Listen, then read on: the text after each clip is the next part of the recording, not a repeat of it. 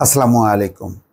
দর্শক, ঈদের দিনে সৌদি বাদশাহ সরাসরি স্বাধীন ফিলিস্তিনি রাষ্ট্র গঠন এবং একই সঙ্গে অবিলম্বে গাজায় ত্রাণ তৎপরতা চালানোর জন্য গাজায় সব ধরনের হামলা বন্ধের জোরালো আহ্বান জানিয়েছেন, কঠোর হুঁশিয়ারি উচ্চারণ করেছেন।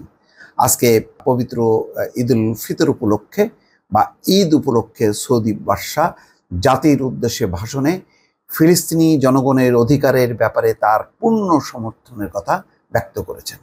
সম্ভবত পুরো ইসরায়েলের যে হামলা এবং তার প্রেক্ষাপটে ফিলিস্তিনি জনগণের যেই চরম দুর্দশা, তার প্রেক্ষিতে সারা বিশ্বের মানুষের মধ্যে যেই অনুভূতি এবং বিভিন্ন রাষ্ট্র যেভাবে নিন্দা জানাচ্ছে একের পর এক ইসরায়েলের এই কর্মকাণ্ডে, সৌদি বাদশার এই আহ্বান নিশ্চয়ই একটি নতুন একটা দিক উন্মোচিত হলো এবং নতুন করে ইসরায়েলের বিরুদ্ধে একটি চাপ তৈরি হলো বলে অনেকে মনে করছেন। খবরে বলা হচ্ছে, অবরুদ্ধ গাজা উপত্যকায় সহিংসতা বন্ধের আহ্বান জানিয়েছেন সৌদি বাদশাহ সালমান বিন আব্দুল আজিজ আল সৌদ। পবিত্র ঈদুল ফিতর উপলক্ষে দেওয়া এক ভাষণে তিনি এই আহ্বান জানান। এর আগে দর্শক আরেকটি খবর ছিল যে এরদোয়ান সালমানের সঙ্গে অর্থাৎ সৌদি প্রিন্সের সঙ্গে আলোচনা করেছেন এবং সেখানেও কিন্তু ইসরায়েলের ব্যাপারে কঠোর মনোভাব ব্যক্ত করেছেন এবং অবিলম্বে গাজায় যে ত্রাণ তৎপরতা চালানোর বিষয়ে কোনো রকম যাতে বাধা বিঘ্ন সৃষ্টি করা না হয় সেই ব্যাপারে তারা ঐকমত্য পোষণ করেছেন।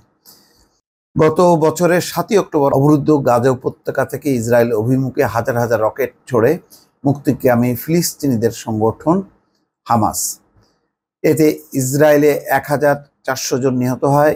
এরপরেই বছরের পর বছর ধরে গাজায় চলা সামরিক পদক্ষেপ জোরালো করে ইসরায়েলি বাহিনী এবং গত 6 মাস ধরে যেই হামলা তারা চালিয়েছে তাতে 33,000-এর বেশি ফিলিস্তিনি নিহত হয়েছে, আহত হয়েছে 72,000-এরও বেশি। হতাহতদের বেশিরভাগই বেসামরিক। এমন অবস্থায় বিশ্বজুড়ে যুদ্ধবিরতির আহ্বান জানানো হচ্ছে। উপত্যকার দুর্ভিক্ষ পীড়িত ফিলিস্তিনিদের ত্রাণ সরবরাহের জন্য নিরাপদ করিডোর খুলে দেওয়ার আহ্বান জানিয়েছেন সৌদি বাদশাহ। এছাড়া স্বাধীন ফিলিস্তিন রাষ্ট্র প্রতিষ্ঠার যে ন্যায্য দাবি দশকের পর দশক ধরে ফিলিস্তিনিরা জানিয়ে আসছেন তা মেনে নিতে আন্তর্জাতিক সম্প্রদায়ের প্রতিও আহ্বান জানান তিনি। এখানে তিনি বলছেন যে বিশ্বের কোটি কোটি মুসলিমদের অন্যতম বড় ধর্মীয় উৎসব ঈদুল ফিতর, ঈদ মানে খুশি, যেখানে ঈদের আনন্দে মাতোয়ারা থাকার কথা গাজাবাসীর। তারা নতুন জামা কাপড় পরবে, খুশি ভাগাভাগি করবে, ঈদের নামাজ পড়বে। আজকে তারা একেবারে মৃত্যুর মুখে ধাবিত হচ্ছে এবং ক্ষুধায় এবং অনাহারে বহু মানুষ মারা গেছে এবং প্রায় 12-13 হাজার শিশু ইতিমধ্যেই মারা গেছে বলে বিভিন্ন গণমাধ্যমে প্রকাশিত হয়েছে। ফলে এই পরিস্থিতি দ্রুত পরিবর্তনের জন্য সৌদি বাদশাহ খুব কঠোরভাবে একটি আহ্বান জানিয়েছেন।